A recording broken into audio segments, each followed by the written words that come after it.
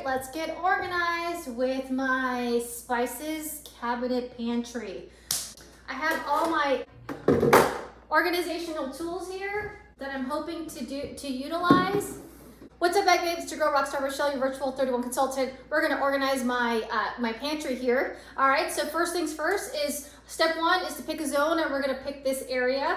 I'm going to go ahead and unsort and categorize. I can already see what I have here. I have a lot of backstock, I have a lot of sauces, and then I also have a lot of little itty bitty things like this. So I'm hoping to sort and categorize, and then eventually I'm going to sort by function. So I'm gonna climb up on this thing, and then we're gonna get going.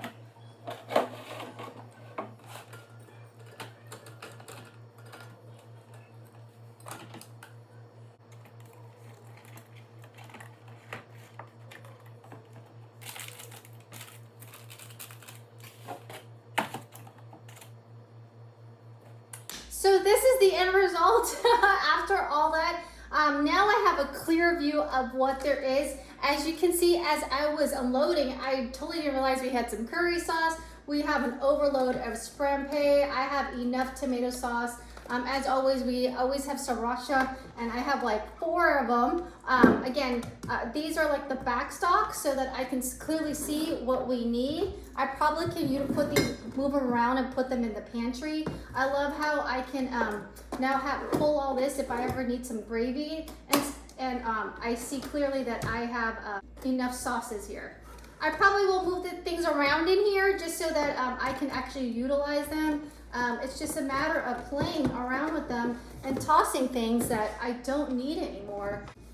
For instance, I could probably put this to the side and have that there. Or I could take this out, put this in the middle, right? And then put my sauces right there. I think that will work better. So now I have sauces up here, sauces down here, or mixing gravy. As I can see, this one's practically empty, so I could probably use this sooner and separate them, and then I have some more back stock up here. I have more space, so maybe I can, these are the things that we use pretty often, so I want it to be accessible. Maybe I can put this up top here too.